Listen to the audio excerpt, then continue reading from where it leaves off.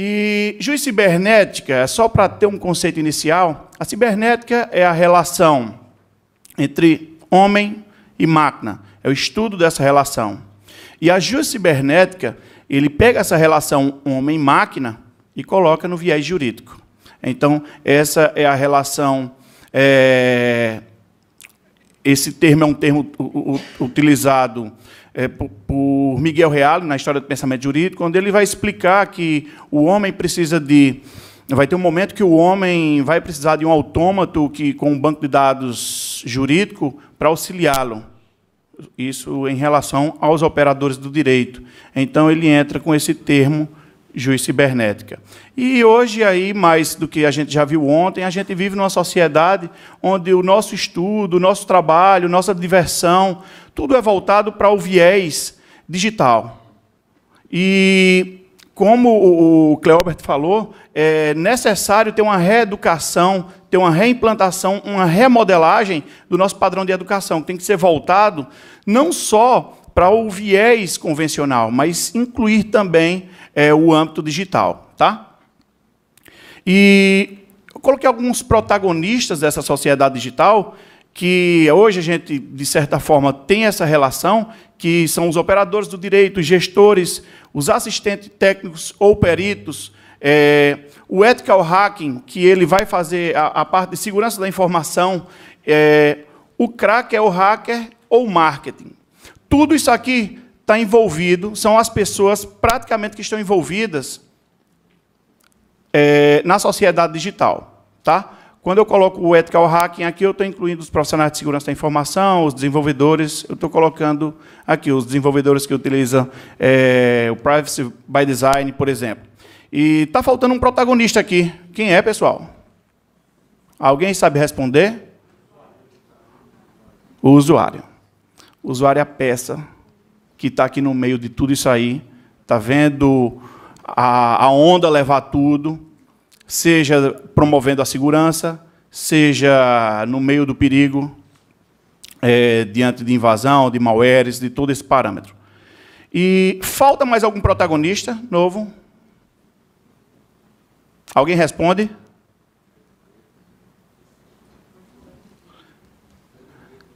Vai um livro para quem responder. É bom que eu fique com esse livro. A IA. Tá? A IA, os dispositivos inteligentes e o robô com IA. Esses três com a IA, que já eu vou dar uma classificada nisso aí. Tá? E, através desses protagonistas envolvidos com a IA, temos aí... a IA vai promover um desenvolvimento maior, por exemplo, para os operadores do direito, favorecendo, por exemplo, a mineração de dados, a coleta de informação. Para os gestores, vai coletar melhor as análises de riscos, a gestão de processos. E já o assistente técnico vai ter, com a IA, a possibilidade, eu estou falando prós e contras mesclado, tá? Uma violação, causando um vício através de um procedimento hacker. O marketing com a IA tem um problema grande aqui. Como não é minha seara, mas eu vou falar um tópicozinho aí, quem quiser, depois eu passo algum conteúdo, que é o blockchain, né? O blockchain é a tecnologia da segurança, né? Tá? Pois é. Vamos lá. Se eu pegar um bloco, inclusive, isso aí tem um artigo de Portugal do ano passado, acho que mês 10, e eu tenho também um depósito de uma publicação sobre isso. Eu faço armazenamento de conteúdo ilegal. E quem vai ter acesso? Eu posso deixar a chave lá, propositalmente. E quem vai remover? O blockchain é uma tecnologia que não vai permitir que remova nem altere. Esse aí vai ser um dos problemas que o blockchain vai enfrentar, ou vem enfrentando. Pode buscar aí blockchain e direito ao esquecimento, que vocês vão ver alguns artigos, principalmente portugueses, porque ele pega essa seara e puxa para o Regulamento Geral de Proteção de Dados, que ele tem um direito ao esquecimento. Então, isso aí vai ser uma problemática que a Europa vai inicialmente enfrentar de cara. Tá? E o IA utilizando algum malware massivo. Também pode ser até através de publicação dentro da blockchain. E aí o usuário se assusta, né? Porque a IA é positiva e a IA pode trazer negatividade. Mas o que é que ocorre? Hoje, no top 10 Global Risks, a gente tem as probabilidades, o que é que mais é provável de acontecer em risco global. O terceiro é o cyberataque. Tá aqui o oitavo é o ataque terrorista. Olha aqui como é que está a situação do cyberataque. E o top 10 de impacto são as armas de destruição em massa. Inclusive, tem um livro que aborda sobre a inteligência artificial e a parte cracker da internet, unidas, eles pode se tornar uma arma de destruição em massa. Já vou colocar a capa de alguns livros aí, que vai favorecer para vocês, tá? E temos aí, a IA ela pode ser dividida em geral e estreita. A geral, ela normalmente, a gente vinha conversando com o amigo Daniel a respeito disso aí antes de ontem.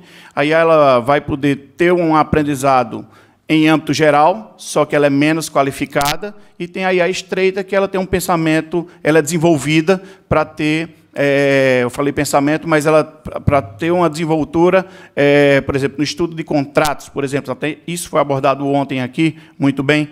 E onde tem um aprendizado de máquina, que pode ser utilizado um algoritmo, onde esse algoritmo, ele, além de ser em pesares, mas ele inicia tendo alguma alimentação do que ele vai fazer, e tem a Deep Learning, que é a aprendizagem profunda, onde o próprio computador vai, através dessa IA, ele vai classificando o que é o quê, e vai pedindo auxílio de uma segunda IA, dedução própria dele, ou um auxílio de um humano. Coloquei aí porque já eu estou só fazendo algumas classificações, o tempo acaba sendo pouco. Quem tiver alguma dúvida, já você fica com o LinkedIn, fala comigo, eu mando o slide e passo alguns livros aí, tá?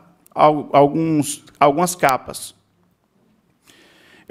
Esse primeiro gráfico, aí você vê que a sinapse cerebral ela tem aqui 5 etapas, e a segunda imagem ela é uma rede neural artificial. A primeira é uma rede neural humana e a segunda é uma rede neural artificial. É só uma questão de apresentação. A inteligência artificial ela vem se desenvolvendo bem, mas daqui que ela chegue nesse primeiro passo aqui, Hawkins, eu até citei ele ainda vivo no primeiro congresso, ele fala que a inteligência artificial está para chegar na inteligência humana por volta de 12 anos, a partir do ano passado, quando ele falou. O engenheiro do Google falou 13. E esse período aí, para essa segunda rede neural, está praticamente igual ou superior a essa primeira. Tá? Aqui ele mostra... Esse gráfico aqui é de um livro, até que eu recomendo quem vai estudar a questão de robô, o que é o conceito de robô. Esse livro é Les Robots, ele é francês. Várias universidades e centros de pesquisa fizeram classificações a respeito do que é IA, do que é IoT, robôs, e ele faz uma classificação onde ele consegue fazer uma distribuição. O que é um algoritmo, o que é um software, o que é um robô. E eu peguei alguma parte que eu utilizei esse livro como objeto de pesquisa. Inclusive, ele foi lançado depois do meu primeiro artigo. Eu até disse, pô, tem muita coisa que eu falei lá, parece um plágio. Aqui eu já falei, e o Hawking, ele fala, a inteligência artificial, cara, isso aí vai ser uma plenitude para a humanidade, e a gente chegar num ponto onde tem uma inteligência artificial equivalente à humana. Fala-se 12, 13 anos, mas a gente vai ver isso aí na prática, se vai ocorrer realmente nesse período ou não. Mas será que o homem está preparado para isso aí? Para se proteger? Ela vai favorecer. Mas, por exemplo, vai ter gente que vai querer fazer alguma coisa com IA para sacanear com alguém. E esse é o parâmetro. Será que a gente está pronto para isso aí?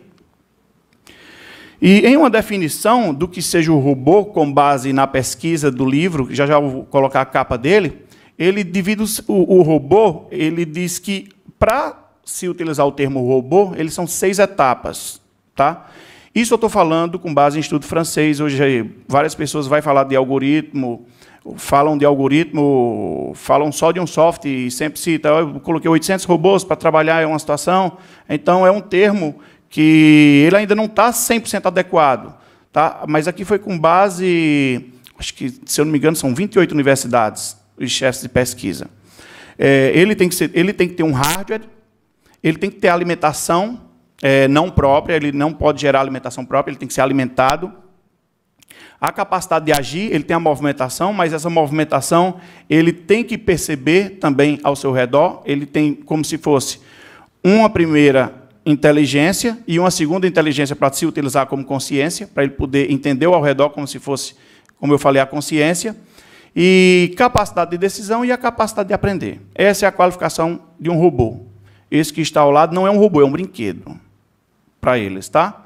E o robô ele é classificado como um dos maiores nomes, aí eu coloquei a foto da Sofia, onde ela tem todos aqueles 6 pré-requisitos para ter a denominação robô, tá? E também tem aí o R2D2, né? Que ele é um robô com base nos 6 pontos. E a segunda qualificação, que é o autômato, que é ele pode ser humanoide, mas ele não tem uma inteligência artificial, ele é repetitivo, como, por exemplo, os robôs de solda. Chama-se robôs de solda, porque ele faz as soldas de carro, essas coisas. Ele é classificado como um autômato, porque ele é programado para aquilo. Tá? E o IoT, pelo livro, ele classifica a internet das coisas, onde, por exemplo, a internet das coisas seria uma geladeira que ela tem acesso à internet, mas ela não é inteligente. Ela tem o funcionamento básico, ela tem a comunicação e tem a segunda denominação, que chama-se a inteligência das coisas, que são os objetos onde ele tem a inteligência, ele utiliza-se de IA e tem a comunicação com a internet. Eu coloquei... isso aqui é um artigo que, inclusive, eu estou fazendo a segunda versão. A primeira versão saiu nesse nosso livro. E esse artigo foi melhorado, foi publicado, e onde eu estou aumentando mais um pouco para, possivelmente, se for classificado, eu sair no segundo livro. Tá? E aí tem uma situação onde ele mostra a empresa Ami-Ami, japonesa, ela tem um exoesqueleto aí completo que ela trata como brinquedo, mas foi classificado como... o que é um cyborg? Ele é uma pessoa que utiliza tecnologia através de software, chip e mecanismos material para tornar aquele humano ou melhor do que a potência humana normal. Na verdade, ele transforma aquele humano em um humano melhorado. Tá? E o primeiro ciborgue classificado ele foi o Neil Hobson, que... O que é que acontece? Ele tem a visão, ele só vê em preto e branco, e para ele conseguir ver colorido, na verdade, ele fez uma implantação no cérebro, que, na verdade, quando ele olha para uma cor, ele escuta um som. E ele fala que ele escuta em cores. Cada cor que ele olha, se é um vermelho, ele escuta um tom, se é um azul, ele vê outro tom, e aí ele consegue ver em cores. Ele tem um site muito legal, o Hobson. Vocês vão ver muita coisa sobre robô, IA, IoT, inteligência artificial, na prática mesmo. O que é que vem ocorrendo aí, legal ou ilegal. E aí tem alguns exemplos, implante visual, chips, tá? E... eu tive o prazer de assistir uma palestra, inclusive o Cléber estava lá, com o Terence Deacon, que é um dos maiores estudiosos a respeito das sinapses cerebrais, da consciência e a aplicabilidade disso aí dentro de uma IA, de uma rede neural artificial. E surgiu uma pergunta, que o que é que pode ocorrer quando, por exemplo, é colocado um implante em uma pessoa, ou mecânico, ou mecânico que eu falo sem chip, interno ou com chip externo, ele diz, qualquer alteração no corpo humano, por exemplo, se um ser humano leva uma pancada, ele pode, de repente, mudar todo o pensamento que tinha na vida dele. Então, o cérebro é extremamente sensível, então, a utilização de chips ou qualquer dispositivo no corpo pode alterar a sensibilidade humana. Vale a pena ler Terence Deacon. Está aí, Incompleto Natural. E aqui é só algumas problemáticas para fazer a gente pensar. Estou concluindo aqui agora, tá? E o que determina que o ser humano está vivo? Vamos lá, o que é que determina que o ser humano está vivo? Para o direito ou para a medicina? A respiração, quando ele nasce, ele tem que estar respirando, ele está vivo. Agora, mas o que é que determina que ele não está vivo? Cérebro. Pronto. Cérebro. Vou te atrapalhar também, viu? Não. Corta o microfone dele aqui, por favor. Não corta. A Sofia, o robô que ele apresentou aí antes, que muitos conhecem, quando indagada se ela era viva, ela perguntou: como você tem certeza que você é vivo? Ela perguntou para o entrevistador, só para deixar aí o gap. Obrigado, viu, Cláudio? Vamos lá. Corta o microfone dele aí. Resultado, cérebro. Então, o que é que ocorre quando uma pessoa não tiver mais o cérebro humano e tiver uma rede neural? Porque todo mundo pensa ao contrário, né? Mas e o homem utilizando de uma inteligência artificial? Como é que ele vai ser? Já tem estudos para isso aí. Acessem Singularity Hub, que era o centro de pesquisa lá onde Hawkins participava muito bem. Eu não tive o prazer de assistir nada presencial dele, mas vocês vão encontrar isso aqui lá. É só para dar uma instigada aí no pensamento. E é possível uma cópia do conteúdo cerebral para um robô? Está aí. Eles pegaram um verme que tem 500 neurônios, fizeram um clone dele e colocaram em um verme robótico. E ele se move. Olha, essa notícia aí, ela tem uns 15 dias. É um clone. E ele era biológico e virou um ser tecnológico. Black Mirror, né? Pois é, e um hardware, e um equipamento com cérebro humano? Pois é, dê uma olhada em transplante de cabeça, que vocês vão encontrar alguns artigos, principalmente artigos... Eu tive o prazer de encontrar isso aí em Portugal, e conversei com uma pessoa que fez um artigo onde ele estava expressando que já existe equipamento suficiente para manter o ser humano vivo só com a cabeça. E aí? Até que ponto essa pessoa vai ter a capacidade jurídica plena? E um livro muito bom para você entender esse ponto aí, tá? Onde eu falei, a IA e blockchain, que eu já acabei entrando nesse assunto logo no começo, como é que fica um IA trabalhando com blockchain, se ela for positiva ou se ela for negativa. Eu acabei dando um exemplo logo no começo, antecipei isso aí. Mas imaginem aí a cadeia de blocos armazenando aí fake news, pedofilia e dados sensíveis. Como é que vai excluir isso aí?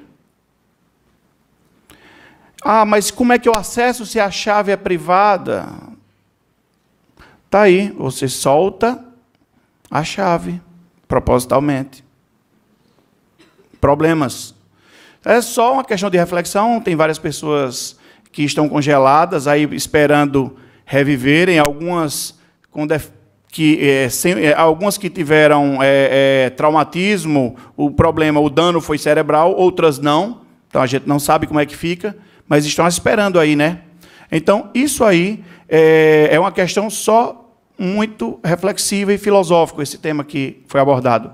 E aí, quem quiser pegar as fotos aí, tem alguns livros que eu recomendo. Esse primeiro livro vai fazer a classificação dos robôs, e o segundo livro, ele vê a IA e os algoritmos, e o terceiro, ele fala que a inteligência artificial ela não veio para substituir nenhuma profissão, ela veio para auxiliar todas as profissões, com base no Watson, esse terceiro livro. Temos um livro aí, um autor que eu gosto, que é o Pierre Levy, tá? ele entra o que são as tecnologias inteligentes, o livro do Terence Deacon e o livro do Dr. João, O Cérebro e o Robô. Temos aí Máquinas que Pensam, ele vai falar das IAs, inclusive fala da IA do blockchain também, aquela ideia lá, só que não entra no direito ao esquecimento. Esse livro aí de mineração de dados ele é bem técnico, mas ele traz uma conceituação muito clara do que é rede neuroartificial, algoritmo genérico. Isso aí, quem pretende entrar na área é muito bom. Esse terceiro livro é a Internet das Coisas, do Dr. Pedro Coelho, ele é de Portugal. É um livro muito bom, que traz a teoria muito clara e como também traz a prática. Foi com base ele explicando os passos de violação do IoT, que eu e o Dr. Coriolano, a gente produziu um artigo que vai sair agora, parece que dia 15 de maio, pela Unisul. A abordagem do Dr. Pedro Coelho diante do direito penal brasileiro, do Código Penal brasileiro. Tive que entrar na biotecnologia para poder ver a questão da bioética dentro das cirurgias que vão envolver o cérebro, o ser humano. E o direito de sociedade, vocês vão ver a evolução da sociedade do Niklas Luhmann, espetacular esse livro, recomendo demais. O nosso livro de direito digital está aí no centro, porque para quem vai iniciar, é interessante, ele traz um pouquinho de cada conteúdo, não é aprofundado, mas você vai acabar tendo um guia de para onde é que para qual rumo você vai tomar. O Future Crimes traz muitas coisas que, quando ele foi lançado, eram utópicas e que, com pouco tempo depois, já estamos aí com algumas coisas em mãos. E os advogados do amanhã, qual advogado que vai estar qualificado para trabalhar diante da IA, dos algoritmos, diante das novas tecnologias, diante das disrupções. Ele aborda que o direito, a tecnologia, o direito à informática e a gestão, elas devem caminhar juntas sempre. Não há gestão sem direito e sem tecnologia. Não há tecnologia sem gestão e sem direito. E hoje não há direito sem a gestão e a tecnologia. Tá? O blockchain entrou aí porque eu peguei alguns conceitos científicos, muito bom, o livro do Moga. E está aí, obrigado. Quem quiser pegar o slide ou alguma coisa, me adiciona no LinkedIn, pede lá na mensagem, que aí eu envio para vocês. Tem um grupo de pesquisa chamado Juiz Cibernético, hoje a gente tem 32 participantes, onde a gente pesquisa na área direito, tecnologia, desenvolvimento e gestão. E nesse grupo aí, hoje a gente tem uma biblioteca lá voltado para bibliografia americana, europeia e Brasil, com média de 700 a 800 livros. Quem estiver precisando de algum conteúdo, manda a pergunta, eu mando a capinha do livro e o sumário, tá? Porque a pessoa, às vezes, acaba tendo um guia. Obrigado, pessoal. Agradeço mais uma vez aí a presença de todos. Valeu, pessoal.